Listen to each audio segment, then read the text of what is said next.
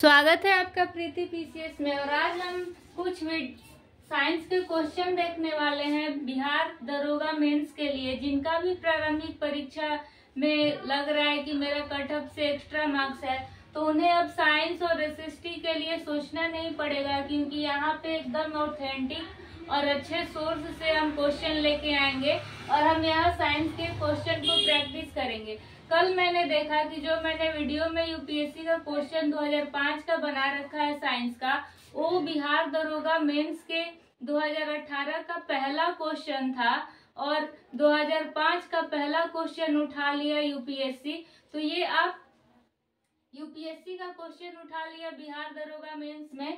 तो मैंने प्लेलिस्ट बना रखा है अपने चैनल पे डेज 1, डेज 2, डेज 3 करके, तो उसमें मैंने और साइंस का क्वेश्चन लिख दिया है और हेडिंग होगा साइंस फॉर 17th बीपीएससी। तो आप ये मत सोचिएगा कि सिर्फ बीपीएससी के लिए हेल्पफुल है, वो दरोगा के लिए भी है, मुख्य परीक्षा के लिए। तो वो तीनों भी वीडियो देख लेना है। और ये डेज 4 आएगा जिसपे टाइटल रहेगा बिहार दरोगा मुख्य परीक्षा के लिए वस्तुनिष्ठ विज्ञान के प्रश्न। तो अब आते हैं अपने प्रश्न पे, देखते हैं। प्रश्न है, निम्नलिखित कथनों पर विचार कीजिए। पहला कथन है, निर्जल सोडियम कार्बोनेट को सामान्यतः बेकिंग सोडा के रूप में जाना जाता है। दूसरा कथन है, बेकिंग सोडा का उपयोग अग्निशामक यंत्रों के रूप में किया जाता है।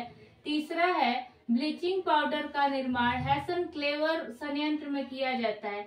ऑप्शन है 1, 2 और 3, 2 और 3, केवल 3, 1 और 2। तो इसका सही उत्तर हो जाएगा केवल 3, क्योंकि जो बेकिंग सोडा है इसका उपयोग अग्निशामक यंत्रों में नहीं किया जाता है। तो जैसे ही हम 2 कट करेंगे हमारा आंसर निकल जाएगा केवल 3। ठीक। और जो निर्जल सोडियम कार्बोनेट है वो सामान्यतः बेकिंग सोडा नहीं होता है, वो वॉशिंग सोडा होता है, धोने वाला सोडा। तो ये याद रखिएगा।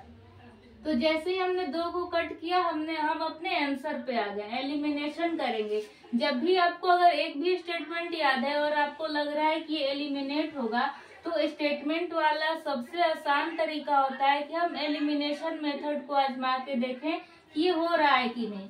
दूसरा क्वेश्चन है, निम्नलिखित में से कौन सा क्रम दिए गए पदार्थों का उनके घनत्व के घटते क्रम में सही क्रम है। ये घटते क्रम में सही क्रम पूछ रहा है।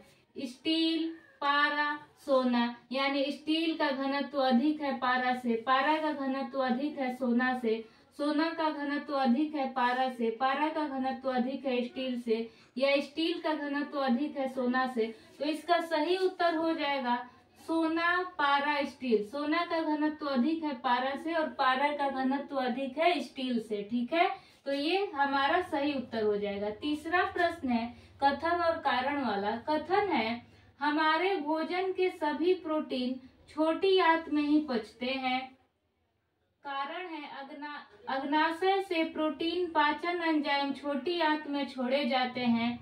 तो ऑप्शन है ए और आर दोनों सत्य है और आर ए की सही व्याख्या करता है। दोनों सत्य है और आर ए की सही व्याख्या नहीं करता है।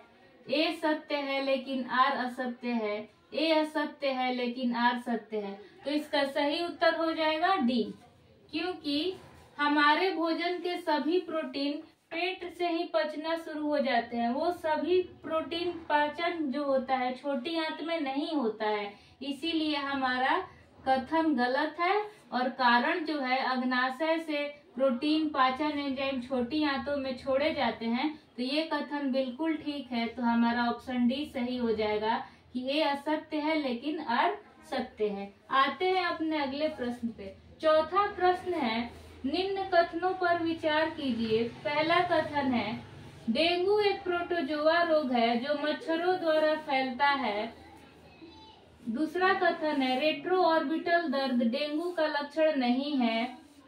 त्वचा पर लाल चकत्ते और नाक एवं मसूड़ों से खून आना डेंगू के कुछ लक्षण है। निम्न में से कौन सा कथन सत्य है?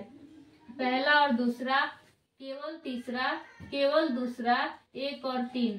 तो इसका सही उत्तर हो जाएगा केवल 3। ठीक, क्योंकि रेट्रो ऑर्बिटल दर्द डेंगू का लक्षण है। रेट्रो ऑर्बिटल दर्द डेंगू में होता है, पीठ दर्द होता है, कमर दर्द होता है, जोड़ा जोड़ा सारा दर्द करता है, इसमें प्लेटलेट्स की कमी हो जाती है, और ये कह रहा है लक्षण नहीं है। तो जैसे ही 2 कट करेंगे, 2 कट हम अपने आंसर पे आ गए। ठीक। और डेंगू एक प्रोटोजोआ से होने वाला रोग नहीं है, डेंगू एक वायरल रोग है, ये वायरस से होता है।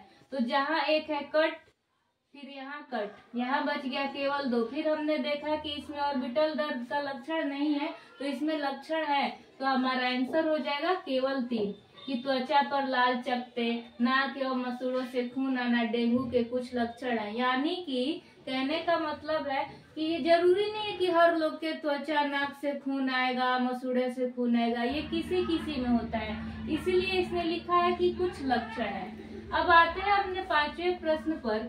निम्न में से कौन सा एक सामान्यतः प्रयुक्त फ्लोरोसेंट ट्यूबलाइट पर मुद्रित होता है? फ्लोरोसेंट ट्यूबलाइट पर क्या मुद्रित रहता है? 220 के माने केल्विन, 273 केल्विन, 6500 केल्विन या 9000 केल्विन। तो प्रयुक्त फ्लोरोसेंट ट्यूबलाइट पर 6500 केल्विन अंकित रहता है, ये याद रखिएगा। छठा क्वेश्चन है, निम्न रसायनों पर विचार कीजिए। ठीक। बेंजीन, दूसरा है कार्बन टेट्राक्लोराइड, तीसरा है सोडियम कार्बोनेट, चौथा है ट्राइक्लोराई इथिलीन। ठीक। Trichloro ethylene, benzene, carbon tetrachloride, sodium carbonate, trichloro ethylene. उपरोक्त में से कौन सा जो रसायन है शुष्क सफाई रसायनों के रूप में उपयोग किया जाता है? ठीक।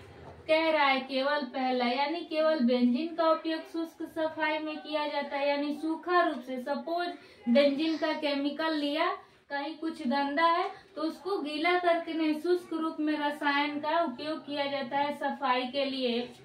केवल दूसरा यानी सिर्फ कार्बन टेट्राक्लोराइड, पहला, दूसरा और चौथा यानी कि ये नहीं, सोडियम कार्बोनेट नहीं, और लास्ट है 1, 2, 3 और 4। तो इसका सही उत्तर हो जाएगा 1, 2 और 4, क्योंकि सोडियम कार्बोनेट का उपयोग शुष्क सफाई रसायनों के रूप में नहीं किया जाता है। तो ये 6 क्वेश्चन था।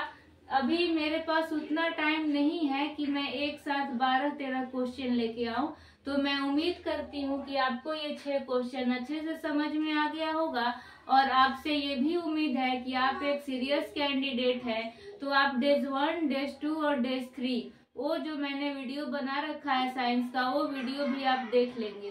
तो thank you so much guys for watching this video. Video अच्छा लगे तो लाइक करें, शेयर करें, और जिनका भी मेंस का एग्जाम है बिहार दरोगा के लिए, वो मुझे पर्सनली मैसेज कर सकते हैं टेलीग्राम पे। और हमारा जो इससे रिलेटेड जो भी एसएसटी पूछेगा, जनरल नॉलेज का, जीएस और जीके में जो भी क्वेश्चन आएंगे, वो हमारे टेलीग्राम चैनल पे वस्तुनिष्ठ पोल के द्वारा हम क्विज कर लेंगे। तो मैं डिस्क्रिप्शन में अपने चैनल का लिंक भी डाल दूंगी, आप वहां से ज्वाइन कर सकते हैं और अपने तैयारी को और धार दे सकते हैं। Thank you so much.